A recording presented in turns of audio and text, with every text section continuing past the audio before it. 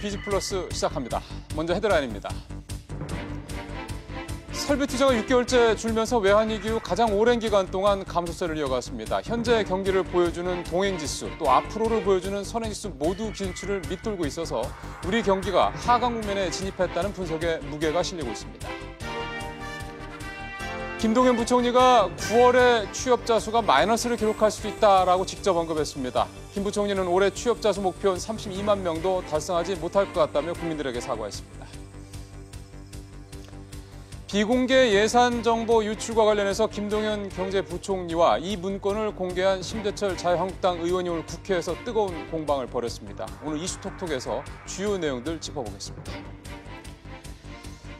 오늘 집중분석에서는 강남구의 전세가율, 즉 매매가 대비 전세 가격의 비율이 50% 아래로 떨어졌다는 소식의 의미를 짚어보겠습니다. 향후 부동산 시선방도 함께 알아보겠습니다.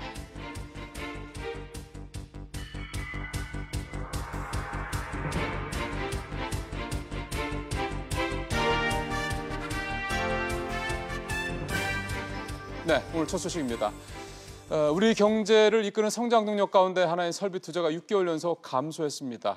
기업들이 투자를 안 하고 있다는 얘기인데요. 이 밖에도 민간 소비, 경기 인식을 나타내는 여러 지표들 대부분 좋지를 못했습니다. 취재 기자 연결하겠습니다. 김성현 기자. 네, 김성현입니다. 설비 투자 내용을 좀 먼저 얘기를 좀 들어보죠. 외환위기 후 20년 만에 가장 좋지 않다 이런 거죠? 네, 그렇습니다. 통계청은 지난 8월 설비 투자가 전달보다 1.4%포인트 감소했다고 밝혔는데요. 설비 투자는 지난 3월부터 6개월 연속 감소세를 보이고 있습니다. 이는 외환위기 당시인 지난 1997년 9월부터 1998년 6월까지 10개월 연속 투자가 줄어든 이후 처음입니다. 자동차 투자는 늘었지만 반도체 설비 투자가 지난 3월에서 4월 마무리되면서 투자 지표가 둔화된 것으로 분석됩니다. 소비지도 썩 좋지를 않다고요. 네, 그렇습니다. 소비 지표인 소매 판매는 전달과 같은 수준을 유지하면서 제자리 걸음인데요. 폭염에 따른 야외 활동 위축의 영향으로 신발과 가방 등 준내구재와 음식료품 등 비내구재 판매가 감소했습니다. 다만 신제품 출시에 따른 통신기기 판매는 증가한 것으로 나타났습니다.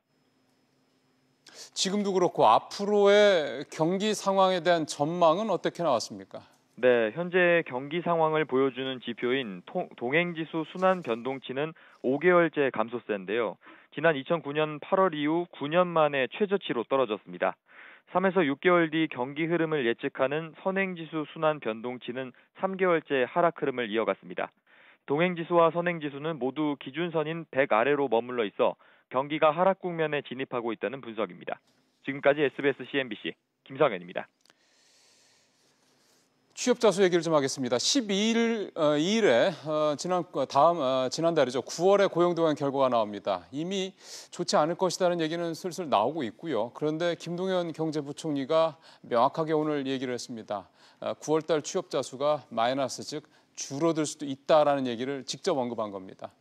그리고 최근 고용시장이 부진하다 이런 부분에 대해서도 국민들에게 사과했습니다. 역시 취재기자 연결하겠습니다. 이할라 기자. 네, 이할라입니다. 12일 날 발표된다라고 말씀을 좀 잠깐 드렸는데 김 부총리가 상당히 비관적인 전망을 내놨네요. 네, 김 부총리는 오늘 국회 경제부문 대정부질의에서 9월 취업자 증가폭이 마이너스를 기록할 가능성을 배제할 수 없다고 답했는데요. 특히 올해 취업자 목표를 32만 명 증가로 잡았지만 달성하지 못했다고 인정하며 국민들에게 사과의 뜻을 전했습니다. 금년 상반기에는 14만 개 늘어났습니다. 특히 금년 하반기 들어서 생긴 이와 같은 고용 실적과 현황에 대해서 경제 운영을 책임지는 사람으로서 정말 면목이 없고 사과 말씀을 드립니다. 부총리가 사과까지 공식적으로 할 정도로 현재 우리 고용 상황이 좋지 않다는 건데 수치를 좀 보죠. 네, 지난 8월 고용 동향에 따르면 지난달 취업자 수는 2,690만 7천 명으로 1년 전보다 3천 명 늘어나는 데 그쳤습니다. 8년 7개월 만에 최저치를 기록한 건데요. 이 취업자 증가폭 역시 7개월째 10만 명을 밑돌고 있는 상황입니다. 이에 김 부총리는 하반기부터는 사실 숙검댕이를 가슴에 안고 사는 것 같다고 말하기도 했는데요. 특히 8월에 서비스 쪽에서 일자리가 줄어든 것이 가장 가슴이 아프다며 최저임금 인상으로 민간 업종에 영향이 있었다고 답했습니다. 수검댕이를 안고 산다라는 김 부총리의 표현이 좀 와닿습니다. 그만큼 고민을 거듭하겠다 이런 얘기가 될 건데 이 결국 최저임금 인상 부작용 문제도 어느 정도 인정한 거고요. 이 고용부진의 원인에 대해서 김 부총리의 이 얘기는 어떤 겁니까? 네, 김 부총리는 최근에 고용부진 원인으로 이 구조나 경기 요인 외에도 정책적인 요인을 언급했는데요. 최저임금 인상이나 근로시간 단축 등의 정책이 좋은 취지란 점에 공감하면서도 수용적인 측면에서 한계가 있다는 점을 인정한 겁니다. 이 때문에 시장 상황이나 수용성을 감안해 일부 신축적으로 보거나 보완 수정하는 방안에 대해 경제장관들과 치열하게 논의하고 있다고 밝혔습니다. 김 부총리는 이어 우리 경제 가장 큰 문제로 저성장으로 인한 잠재 성장률 저하를 꼽았는데요. 조선과 자동차, 철강 등 전통 제조업과 관련해 종합적인 산업구조 개편 방안을 조만간 발표하겠다고 예고했습니다. 지금까지 SBS CNBC 이할라입니다.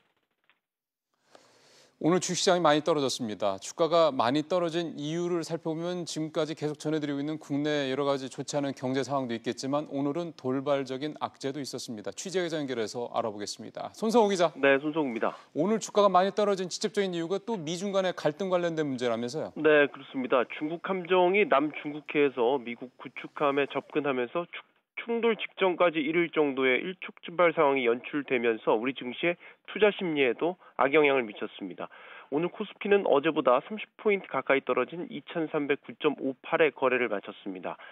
외국인이 2,439억 원, 기관이 818억 원 동반 팔자에 나선 가운데 개인만이 홀로 3,085억 원을 순매수했습니다.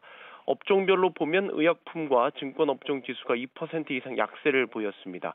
삼성전자와 SK하이닉스 등은 1에서 2% 이상 하락했습니다. 코스피도 1% 넘게 떨어졌는데 코스닥은 더 많이 떨어졌네요. 네, 급락세라고 해도 과언이 아닐 것 같습니다. 2%가 넘게 내리면서 800선 아래로 떨어졌습니다. 코스닥은 전 거래일보다 21.54포인트, 2.64% 내린 794.99를 기록했습니다. 바이오주를 중심으로 시가총액 상위 종목 대부분이 하락세를 보였는데 셀트크론 헬스케어는 2%대 내렸고 신라젠과 메디톡스 등의 하락폭이 컸습니다.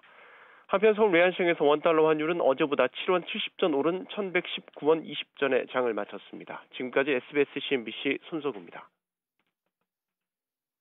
다음 소식입니다. 지난달 서울 강남구에 위치한 아파트들의 평균 전세가율, 즉 매매가 대비 전세 가격의 비율이 50% 아래로 떨어졌습니다.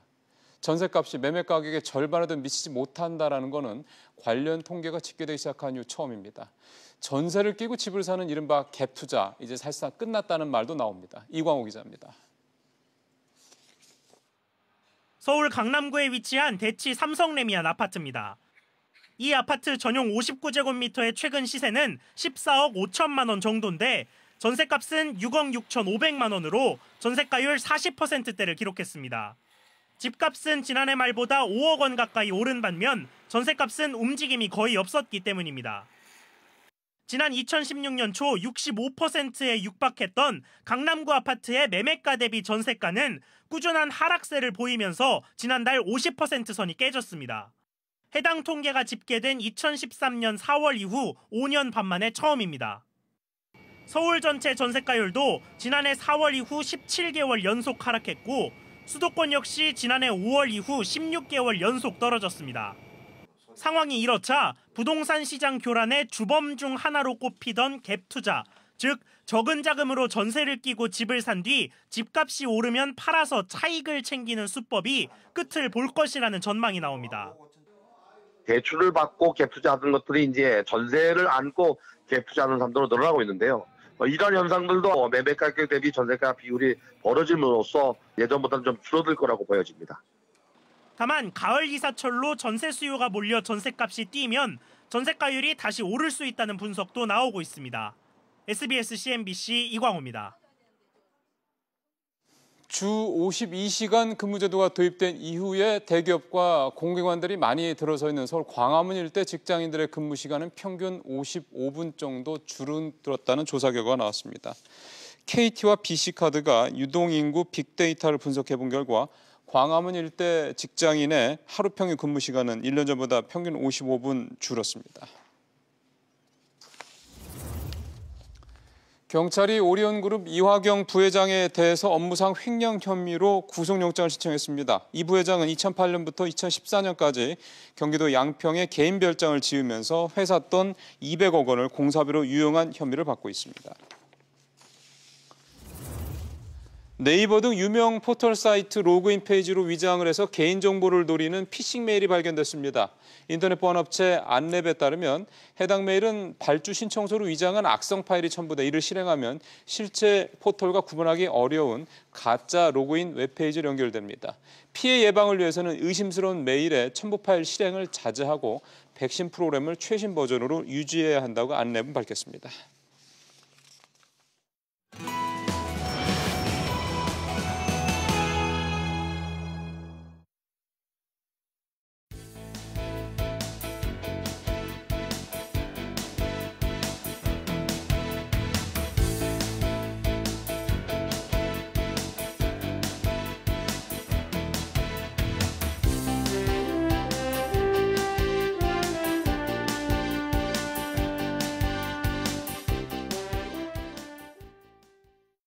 예, 산업활동 얘기 8월 달 거죠.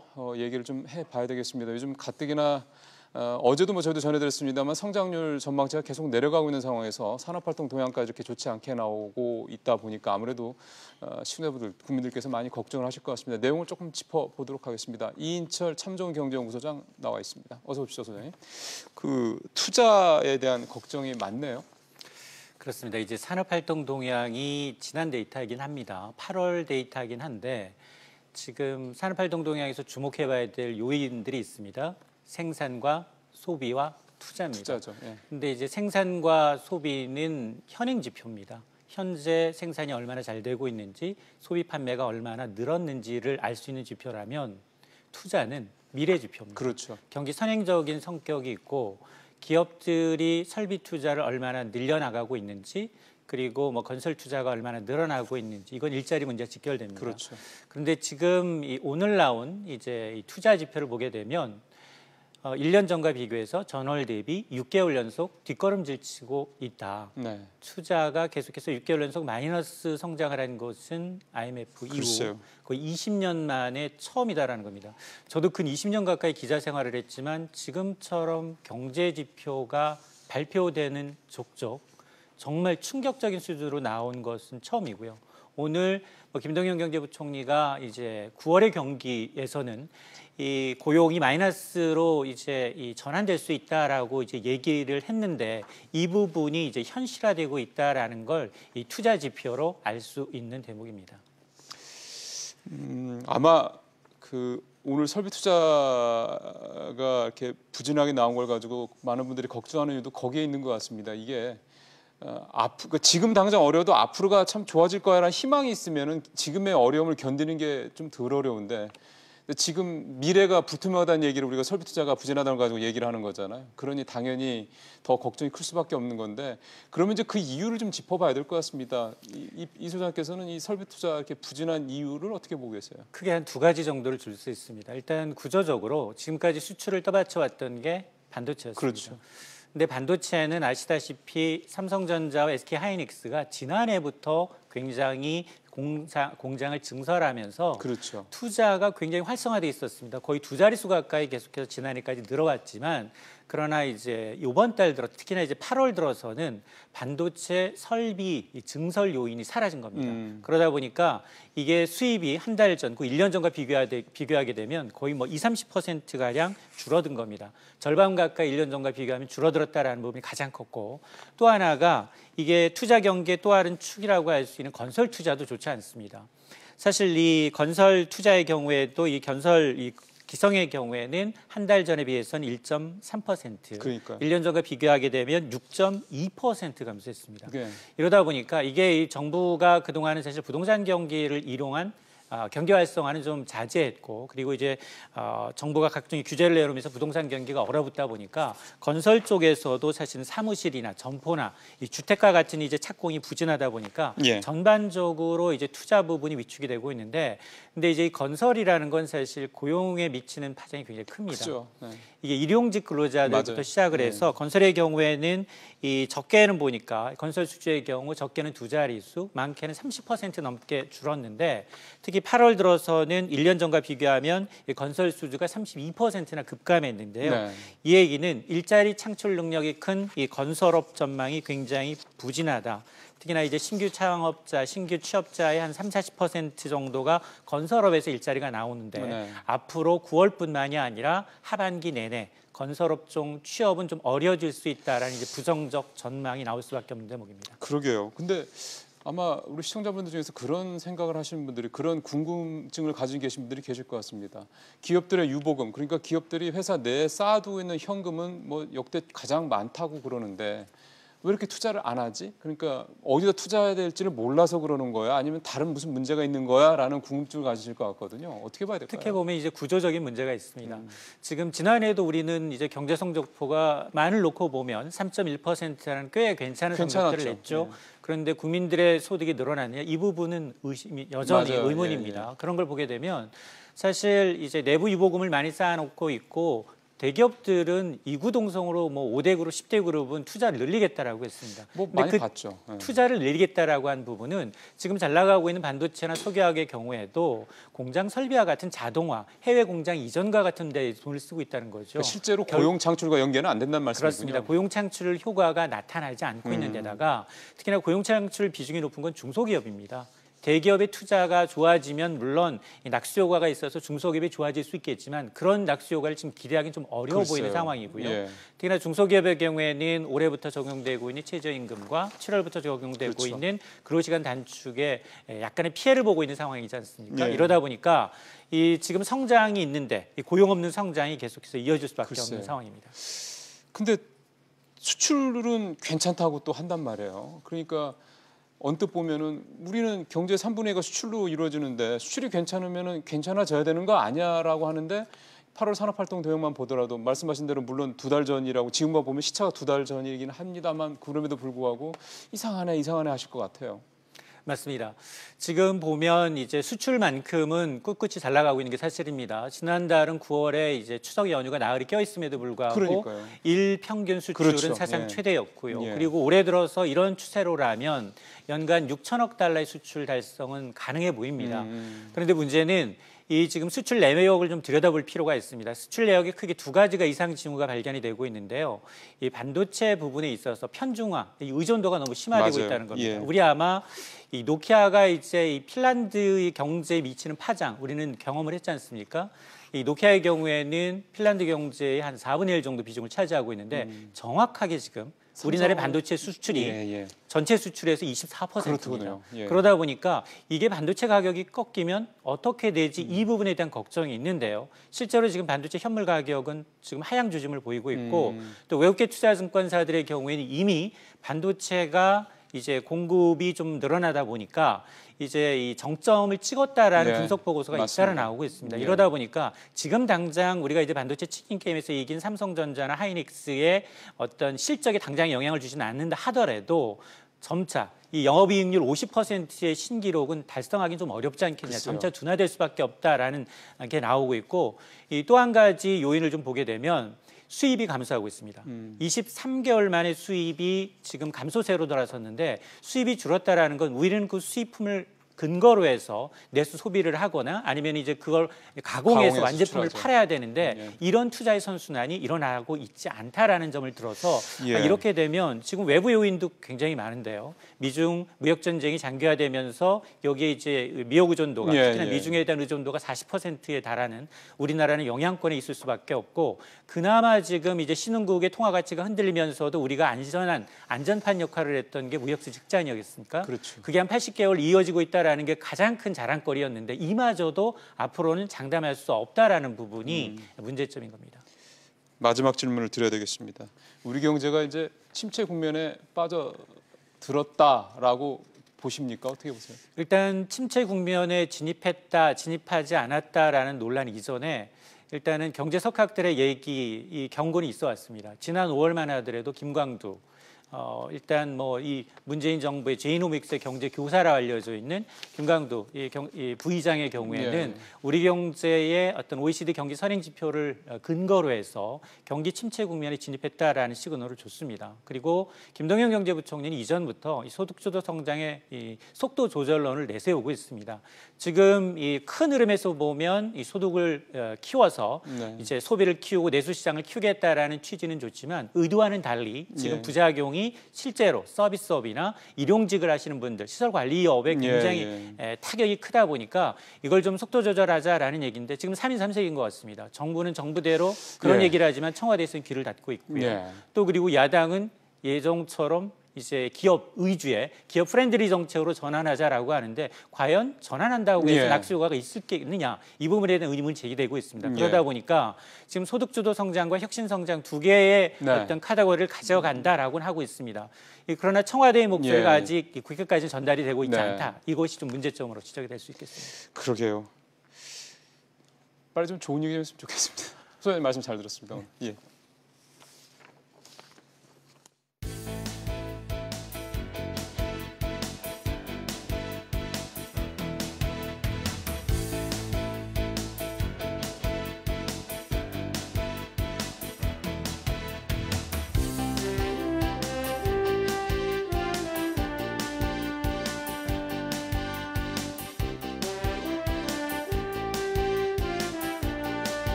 오늘 김동연 경제부총리가 굉장히 바빴습니다. 국회에 가서 여러 가지 얘기들을 했습니다. 앞서 전해드린 대로 고용 관련된 얘기도 했지만 사실 오늘 하이라이트는 아무래도 자유한국당 심재철 의원과 난타전을 벌였던 부분이 아닌가 싶습니다. 국회 대정부 질문에서 직접 두 사람이 맞닥뜨렸는데요.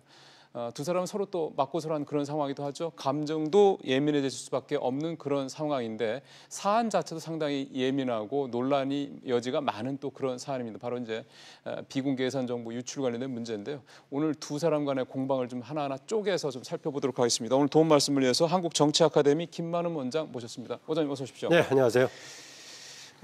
일단은 전체적으로 오늘 이게 관전이라고 그래야 되겠습니까? 어떻게 됩니까? 그러니까 상당히 좀 뭐 김동연 부총리는 얼굴이 뭐 빨개질 정도로 뭐 격하게 뭐 반했다 이런 얘기도 나오고 그래서 오늘 어떻게 보셨습니까 일단?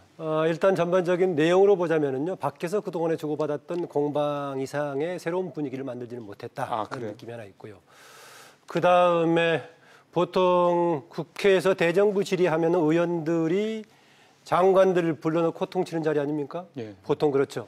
뭐 이렇게 호통치는 자리인데 오늘은 사실은 오히려 김동연 부총리가 공세하는 그런 분위기였습니다. 그렇게들 보는 사람들이 많대요. 그 점에서 보자면은 심재철 의원은 두고 보자. 대정부 질의에서 이 사안을 가지고 본격적으로 문제를 제기하겠다라고 했었는데 좋은 기회로 만들고자 했던 심재철 의원 입장에서 보자면은 실패했던 대정부 질의가 아닌가 좀 그런 생각이 듭니다. 그러니까 별로 내용이 새로운 게 없었던 모양이고 그렇습니다. 뭔가 뭐 폭로한다는 뭐 이런 얘기도 있고 그래가지고 그러니까 새로운 내용을 가지고 폭로를 하든지 아니면은 기존의 정부가 주장하던 논리를 정교하게 대받아치던가 해야 되는데 똑같은 주장을 반복하는 수준에 있어가지고요. 일반적으로 보자면 서로가 새로운 것을 주장하는 바 없었다라고 볼 수 있겠지만 심재철 의원은 오히려 주도하는 대정부 질의 자리에서 뭔가 새로운 국면을 국민들 앞에 만들어주겠다라고 했기 때문에 그 점에서 보자면 심재철 의원의 목적은 달성을 하는 좀 실패하지 않았나 그런 느낌이 듭니다. 원장님 그렇게 말씀하셔서 그러니까 갑자기 결론이 궁금해집니다. 그러니까 결국 뭐 저희가 너무 이거를 이제 흥미지로 가는지는 모르겠습니다만 승패로 본다면은 오늘은 김동연 부총리가 확실하게 이겼다 이렇게 봐야 되는 겁니까? 방어에 성공했다라고 보는데 일방적인 방어가 아니라 공세적 수준의 방어했다고 볼 수 있겠습니다. 그러면은 쪼개서 좀 하나씩 보겠습니다. 지금 말씀하신 대로 원장님께서는 김동연 부총리가 공세적인 방어를 상당히 적극적으로 했다라고 말씀하셨기 때문에 오늘 김 부총리의 이 공세적인 이런 자신감, 이런 방어의 그 논리들은 뭐였습니까? 일단 첫 번째 김동연 부총리 발언이 뭐였냐면요. 심재철 의원이 질문을 하니까 의원님께서는 불법적으로 취득한 정보를 가지고 계속 얘기하시고 있다고 얘기를 했습니다. 그렇게요? 그렇게 꺼냈어요. 예전에 보통 다른 국회의원들이 대정부 질의했을 때 장관이 그런 답변을 했으면 어떻게 나왔겠습니까? 한 소리도 불법 얘기냐고 난리쳤을 거 아니겠습니까?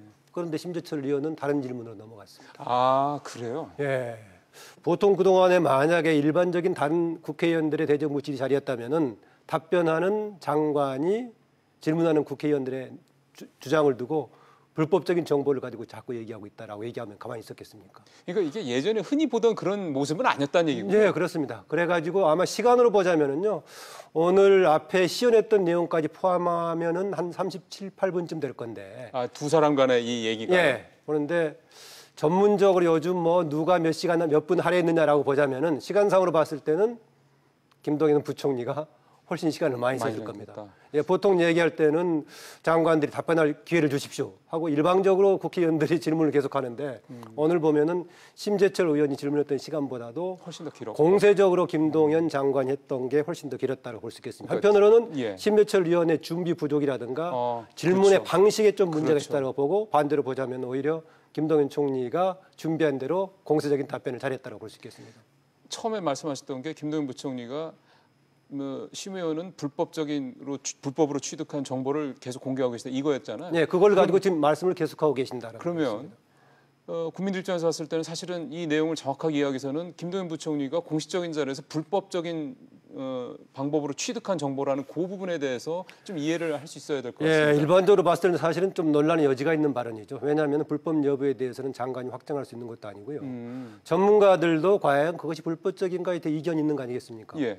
그런 상황인데 그거를 해당 국회의원의 질문에서 불법으로 단정을 하고 계속 발언하는 것을 용인했던 것에 대해서는 그러게요. 심재철 의원이 적절한 대처를 못했다고 볼 수 있겠습니다. 아까 말씀하셨던 그냥 다음 질문으로 넘어갔다고 하셨으니까 저도 예. 그래서 궁금해서 여쭤보는 거거든요. 예, 그랬는데 거기에서 무슨 얘기냐? 뻥 뚫려 있는 건 내가 타고 들어갔다는 얘기였습니다. 예, 그렇게 얘기하대요. 그렇게 얘기했는데 뻥 뚫려 있다는 정도가 아니라 뻥 뚫려 있는데 그게 지금 프로그램의 오류를 활용해서 한 것이기 때문에 그 잘못된 오류 나온 것을 가지고 활용하는 것은 문제가 있는 거 아니냐 깊은 논의가 나왔습니다. 그랬는데 심재철 의원은 내가 이거 비밀 자료라든가 인가가 안 된 비인가 자료라든가 그걸 예. 하는 게 아니다.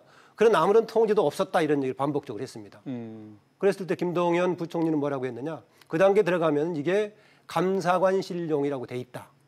그러니까요. 더 들어가면 안 된다는 거잖아요. 관계자가 그런데 아니면. 이제 논리적으로 보자면은요. 네. 내부 기재부 자체에서는 감사관실용이기 때문에 감사관실만 볼 수 있다라고 할 수 있겠지만은 그렇게 생각이 돼요. 그런데 외부에서 들어갔을 때도 과연 못 보게 돼 있느냐. 그러면 예컨대 이번에는 국정감사라는 국회의원들이 거기에 접근했을 때는 감사관실용이기 때문에 들어갈 수 없는 거냐. 이건 다시 따져볼 수 있는 거죠. 근데 그게 뭐 그렇게 돼 있긴 하지만은 들어가는 데 자체는 문제가 없었다라고 예, 심재철 지적하는 예, 거지 않습니까? 예. 그래서 들어간 것 자체가 과연 문제가 있느냐 없느냐라고 해서 지금 이제 기재부 쪽에서는 이번에 고발 조치한 거 아니겠습니까? 그러니까요. 그랬을 때 과연 정보통신망법 위반되느냐, 전자정부법 위반되느냐, 나아가서 공공기록물 관리법 위반되느냐 되는 것인데 지금 전문가들 판단에서 대개 정보통신망법의 위반이라면은 예. 해킹했을 경우 해당된다는데 그게 해킹에 해당되는 것이냐라는 것에 대해서는 고개는 다 대부분 갸우뚱합니다. 예, 저도 그거는 좀 이해가 안 되는 게 예. 보통 해킹이라고 그러면은 컴퓨터 자판을 손이 안 보이게 막 이렇게 치고 이렇게 해서 예. 막 들어가는 지 않습니까? 저기서 뭐 통제해 놓은 그러니까. 것을 뚫고 들어갔다는 것인데 그러니까요. 열려 있었다는 것입니다. 예. 그러니까 열려 있었다는 얘기가 나오니까 그러면 길가에 떨어진 지갑 주었다고 해서 있는 돈 가져가면 되느냐 이런 식으로 여당에서 공격한단 말이죠. 그렇죠. 논리적으로는 그렇죠. 그런데 비유가 적절하다는 분명히 따져볼 수 있습니다. 왜냐하면은 주었던 물건이더라도 수상한 물건이라거나 특이한 물건이면은 조치를 달리할 수 있겠죠. 예컨대 저기 우연히 뚫려 들어갔는데 예. 국가 이익의 차원에서 한번 따져볼 여지가 있다라고 했을 경우는 개인 소유물하고 다르거든요. 그랬을 때 어떻게 할 것인가에 대한 판단이 필요한 부분입니다. 그래서 비유에 대해서 우연하게 오류가 글쎄요. 있어서 들어갔는데 뭔가 업무 추진비에서 적절하게 활용하지 못했다고 의심이 되는 이런 걸 발견했기 때문에 내가 그걸 공개한 거다라고 심재철 의원은 주장하고 있습니다. 거기에서 논란도 논란이지만은 오늘 심재철 의원이 적극적으로 오히려 이렇게 평소에 예. 일반적으로 우리가 봤던 그 국회의원이 장관을 호통치는 것 같은 모습을 못 보인 게 아닙니까? 그렇습니다. 그동안에 보면은요, 특히 국무총리급들은 간혹 질문하는 국회의원이 맞서가지고 크게 얘기한 적이 있죠. 지금 그 민주당 대표를 하고 있는 이해찬 대표, 과거에 총리 때 오히려 역공을 했던 기억이 날 겁니다. 네. 총리급들은 간혹 이렇게 질문하는 국회의원이 맞받아치는 경우가 있지만은 장관급도 흔하지 않는 케이스인데요. 더구나 이번은 심재철 의원이 본인에 대한 압수수색까지 당하고 굉장히 중요한 국면에서 많은 준비를 하고 자리에 섰던 상황인데 그렇고요. 예.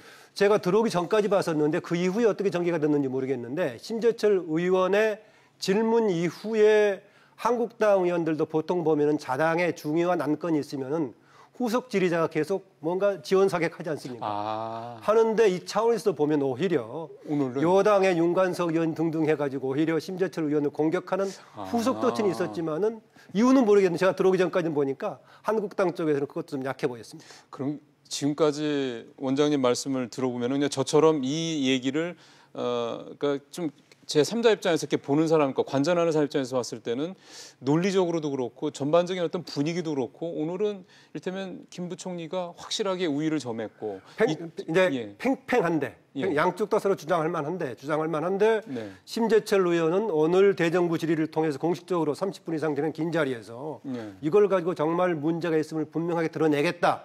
라고 했었는데 그런 자리를 만들지 못했기 때문에 기회를 살리지 못한 거죠. 그러면 혹여요. 지금 청와대 뭐 이를테면 무슨 그 업무 추진비 유용 뭐 이런 부분 쪽으로 논란이 좀 있었잖아요. 논란이 있었습니다. 그런데 이 부분에 대해서도 청와대가 상당히 적극적으로 반박하고 김 부총리도 굉장히 적극적으로 반박을 하고 그렇단 말이에요. 뭐 정말 답답하다 뭐 이런 표현까지 써가면서 했을 정도인데 그러면 그런 부분들에 대해서 더 이상 그 비슷한 내용의 어떤 내용을 공개할 만한 게 있었더라도 못했다고 해석을 해도 될까요? 오늘 이전에 나왔나 모르겠는데요. 국가재난살 관련해가지고 세월호 미수습자 수습했던 시기 또 다음에 그 배 사고 났을 때 그때 저녁에 썼던 건 얘기가 나왔었는데 그때 뭐 소액을 썼던데 뭐 이런 문제 관련해서 특별하게 강한 쟁점을 제기를 못했습니다. 오늘 그 김동연 부총리는 두 가지를 가지고 얘기했습니다. 형식상으로는 휴일이라든가 11시 넘어 쓰지 못하게 돼 있지만은 맞습니다. 분명하게 사유를 밝힌다거나 했을 경우에는 용인이 된다라고 했습니다. 그리고 나서 오히려 여기서 역공을 취했습니다. 뭘 취했느냐? 심재철 의원 당신도 국회의원 할 때 해외 나갔을 때 이런 거 쓰지 않았느냐라고 얘기해가지고 할 정도에서 상황 인식을 제대로 조금 심재철 의원이 대비를 제대로 못했지 않았느냐 그런 느낌이 좀 있었습니다. 사실 또 그런 것도 있더라고요. 오늘 나왔던 얘기 중에 또 뭐 사실 소소한 얘기긴 합니다만 평창 올림픽 때 그 두 사람인가요? 사우나 한 비용 그거가 보니까 뭐 1인당 5,500원 정도인가 사실 둘이 합해야 11,000원 정도밖에 안 되는 큰 금액은 아닌데 물론 금액의 규모가 중요한 건 아니긴 합니다만 그 사우나라는 게 이제 법으로 금지되어 있는 그 사우나 비용이라는 게 이제 우리가 생각하는 이제 좀 이를테면 좀 퇴폐나 뭐 이런 쪽의 사우나를 얘기하는 거지 가서 샤워하고 나온 것까지 이것까지 트집 잡는 건 좀 너무한 거 아니냐 뭐 이런 식에 대한 국민들의 좀 뭐라 할까 약간 좀 인식 뭐 어떤 생각 이런 것도 좀 있지 않나 싶기도 하고. 제가 심재철 의원이었다면은요 그 개별적인 사안보다는 크게 큰 틀로 봤을 때 청와대에서 업무 추진비로 썼던 문제가 이런저런 방향에서 문제가 있었다라고 지적해 주는 게 좀 더 크지 않았겠느냐는 생각이고 거기에다가 논란 여지가 있는 날을 두고 바로 고발 조치가 된 2, 3일밖에 안 돼 가지고 그래도 입법부에 부의장까지 한 5선 의원인 사람을 압수수색한다는 게 말이 되느냐. 심지어는 문희상 의장도 여기에 대한 그 유감의 표시를 할 정도였다. 이런 방향을 맞춰가지고 여야 차원에 접근했어야 되는데 4만 원, 6만 원 이런 것을 가지고 나이라는 것은 오히려 좋은 시간을 제대로 활용하지 못했던 것 같습니다. 정치적인 공방의 수준에서 봤을 때는요. 그럼 마지막 질문 드리겠습니다, 원장님. 그러면 오늘부로 이 논란, 이 공방은 이제 어느 정도 좀 정리가 되는 걸로 보십니까? 그런데 이제 양쪽에 고발 조치가 돼 있기 때문에요. 진행은 좀 될 걸로 보입니다. 수사가 또 진행이 더 되니까. 거기다가 이것을 특정 개인이 업무 추진비 가지고 사용한 것이 됐다면은 한 개인의 사과 여부로서 종결이 될 가능성이 있는 거 아니겠습니까? 뭐 군부대 경고 조치를 한다든가 반납 조치한다든가 하는 것인데 청와대 비서실 전체가 썼던 걸 가지고 문제 삼고 있기 때문에 뭐 특별하게 말로서 사과하는 것 빼놓고 할 것이 없어서 적어도 정치적인 공방은 당분간 지속될 거다. 특히나 압수수색에서 무리하게 일방적으로 좀 밀고 들어갔던 것은 충분히 야당이 조금 문제 삼아볼 소지가 있어 보입니다. 알겠습니다. 원장님 말씀 잘 들었습니다. 고맙습니다.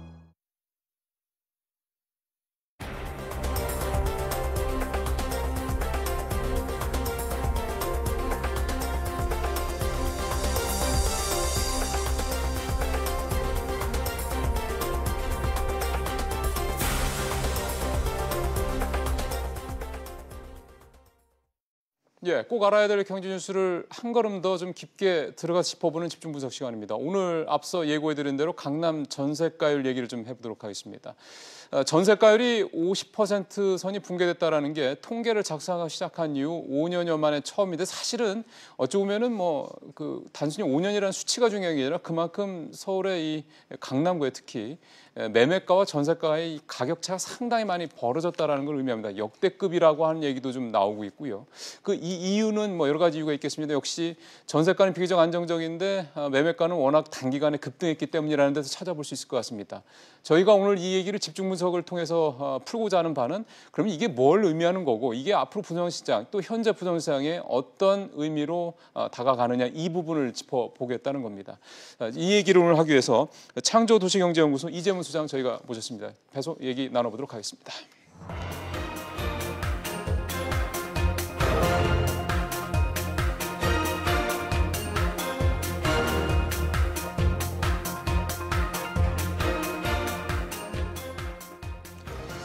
소장님, 이렇게 강남구의 전세가율이 떨어졌던 게 물론 통계 작성한 2013년 이후 처음이라고는 합니다만 그 전에도 혹시 이런 적이 있었습니까? 네, 그 전에도 한 2008년 9년간에는 한 38%까지 떨어진 적이 있었죠. 그때는 금융위기 아닙니까? 네, 금융위기 당시에 있고 또 이 전세 가격이라는 거는 매매 가격하고 항상 경기 변동에 따라서 이제 어떤 변화를 보이기 때문에 어떤 IMF 시절에는 오히려 전세가가 매매가보다도 높았던 시절도 있습니다. 전세가가 매매가를 어떻게 높습니까? 네, 그러니까 이제 갭 투자라든지 이제 이렇게 했을 때 갑자기 집값이 하락폭이 커지게 된다 그러면 전세 가격은 멈춰 있고 매매 가격은 변동성이 커지기 때문에 이제 일순간으로 이제 매매 가격보다 전세 가격이 훨씬 높아지는 시기도 있고요. 네. 2007년 이제 금융위기 이후의 여파로 이제 2008년에서 9년간에는 매매가 대비 한 38% 정도 빠졌을 때인데 그때도 주택 가격도 하락폭이 제법 컸었죠. 그때는 컸었죠. 네. 예.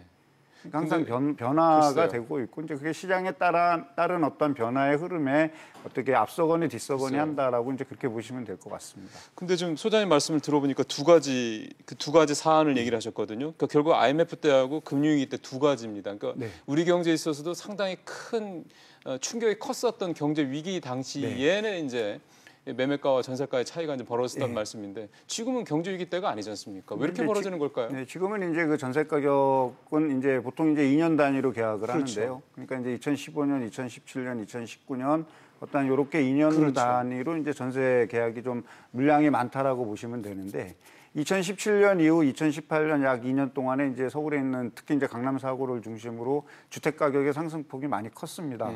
큰 상태에서 이제 그 당시에는 한 75% 매매가 대비 이렇게 돼 있었지만 전세가는 멈춰 있었고 그렇죠. 이제 매매가는 지속적으로 올라갔기 때문에 이제 이렇게 하락한 것이 주된 원인이라고 보기 때문에 어떤 전세 수급이라든지 전세 시장의 중장기적인 안정 추세에 따른 인위적인 시장 반응의 조정이라고 조금 보기에는 조금 어려운 측면이 있습니다. 그러게요. 말씀을 들어보니까 이해가 되네요. 그러니까 지금 전세 가격이라는 게 2년 전에 계약한 전세 가격일 테니 2년간의 갭이 있고 그 사이에 집값은 굉장히 많이 뛰었으니까 말씀하신 대로 수치상의 약간의 착시 효과도 좀 있겠다는 생각도 들긴 합니다. 근데 말씀을 들어보니까 지금 분명히 이제 매매가가 많이 올라갔기 때문에 단기간에 급등했기 때문에 전세 가격은 2년 전 가격이고 그래서 이제 이 전세 가격이 떨어졌다는 말씀이신 건데 그런 거 문득 그런 생각이 듭니다. 우리가 전세 얘기를 할 때마다 많은 생각이 드는 게 전세대란 이 용어거든요.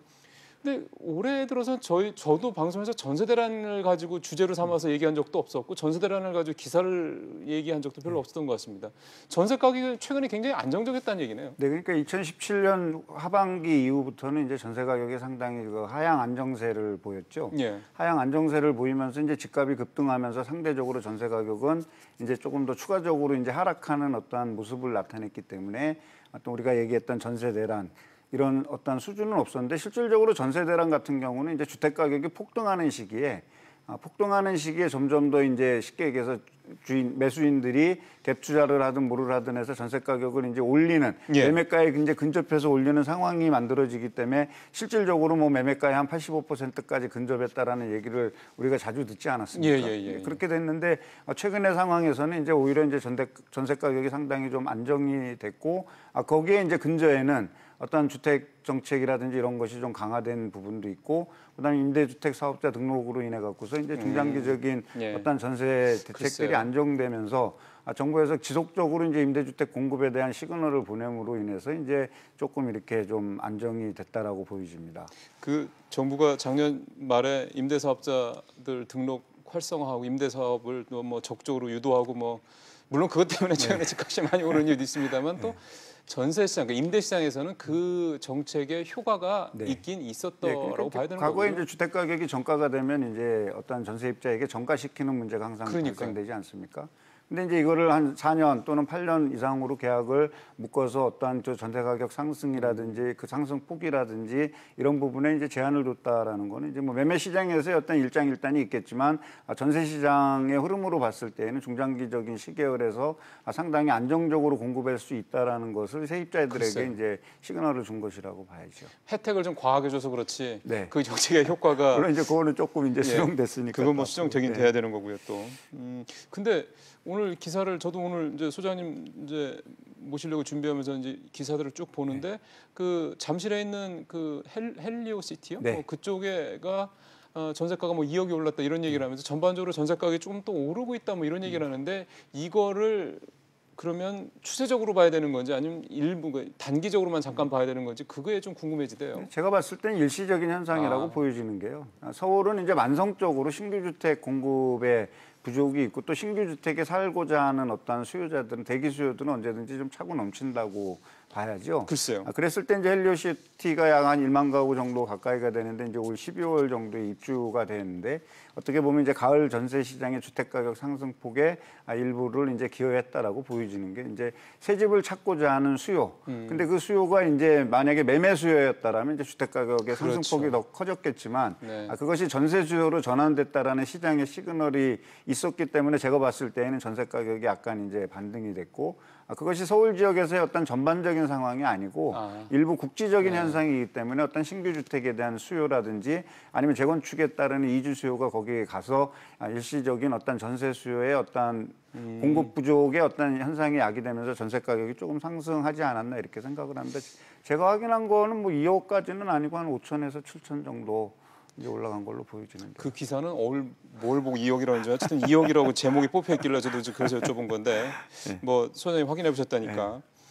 그러면은 조금 원론적인 걸로 좀 여쭤본다고 그러면 지금 이런 상황이라면 아까 국지적이라고 말씀하셨기 때문에 전세 가격은 전반적으로면 당분간 더 안정적으로 갈 거라고 소장님께서는 판단하시는 거죠. 오히려 내년 같은 경우에도 상당히 그 장기적인 시계열로 봤을 때 상당히 좀 안정적일 거라고 보여지고요. 계속 임대주택은 공급될 것이고 또 민간 임대주택이 이제 등록이 의무화가 되게 된다면 지금 또 불안 심리를 보이고 있는 주택 수요도 매매 시장하고는 달리 이제 전세 시장 안정화에 좀 기여할 거라고 좀 보고 있습니다.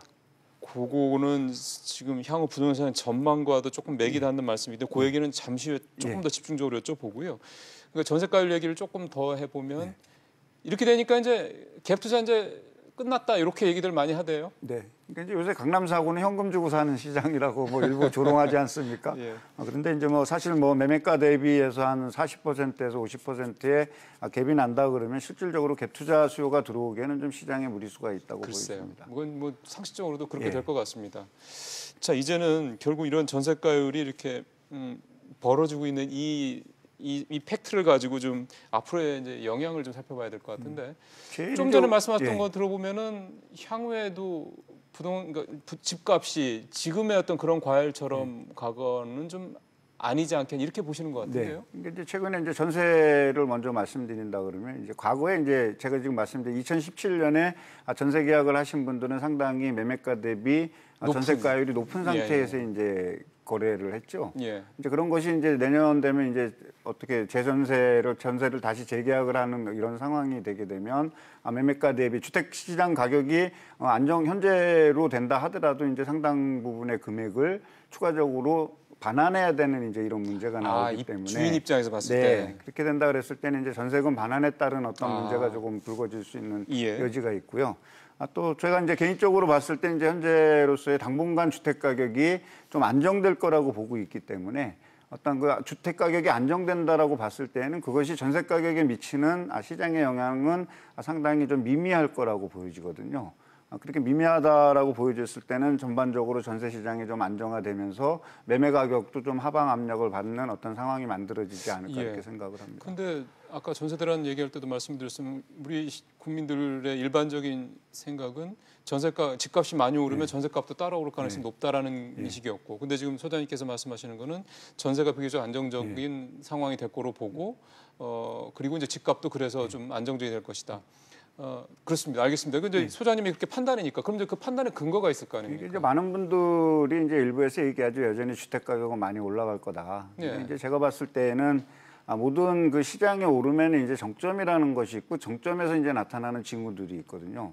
물론 최근에 이제 주택 정책이 뭐 계속 강화되고 이러면서 이제 그것이 일부 매매 수요를 견인했다고 하더라도 전반적으로 봤을 때 이제 거래량은 상당히 저조한 상황에서 이제 호가가 존재하고 있고, 앞으로 시장은 매도인 우위 시장에서 이제 매수인 우위 시장으로 좀 이제 전환될 여지가 있다라는 것 하고요.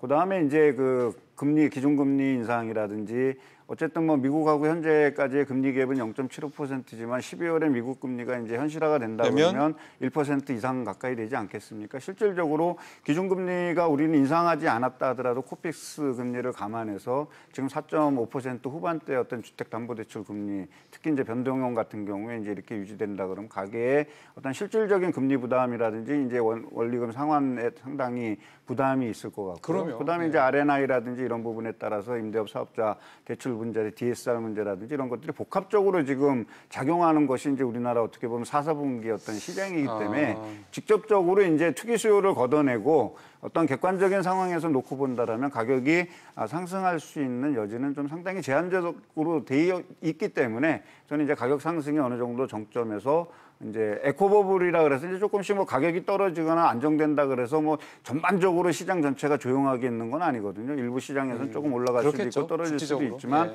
그런 것이 이제 반복되면서 거래량이 점차 줄어든다라고 본다라면 내년도 주택 시장은 이제 상당히 좀 안정적인 상황이 될 거라고 보여지고, 이제 여기에다가 이제 9월 21일 부동산 대책 이후에 이제 공급이 한 30만 원 가까이 이제 공급을 하고, 지금 이제 뭐 단계적으로 3만 5천 호 일부 뭐 아직 뭐 논란거리는 많습니다만 어쨌든 정부의 기조가 이제 공급 확대로 돌아섰기 때문에 심리적인 안정 요인이 상당히 이제 강화되기 때문에 가격이 좀 안정될 거라는데 저는 이제 방점을 더 두고 있습니다. 근데 지금 공급 대책 말씀을 하셔서 그런데 지금 서울 같은 경우만 해도 박원순 시장이 그린벨트 푸는 거는 여전히 반대하고 있고요.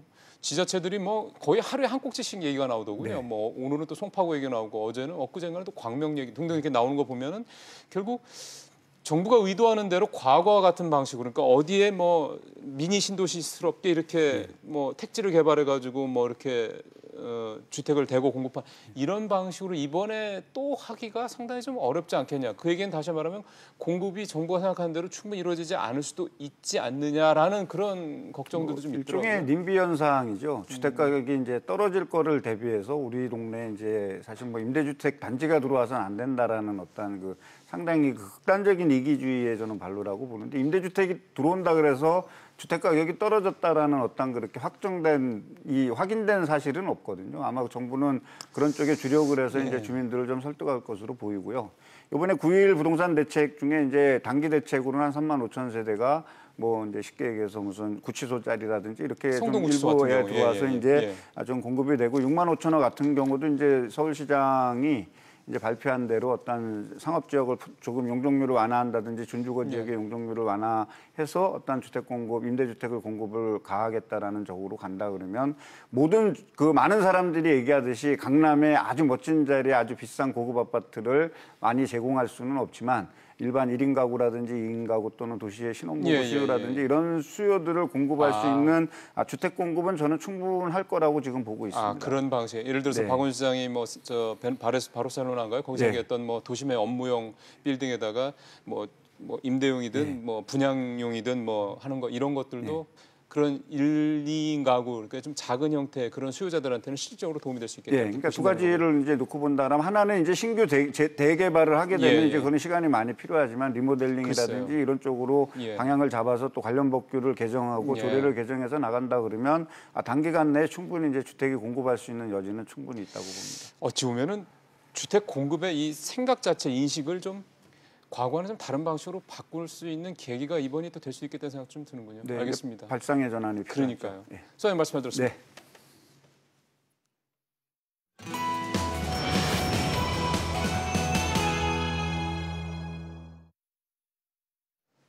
예, 오늘 비즈플러스 마치도록 하겠습니다. 내일 또 다른 경제 소식 가지고 여러분 찾아뵙도록 하겠습니다. 자, 고맙습니다.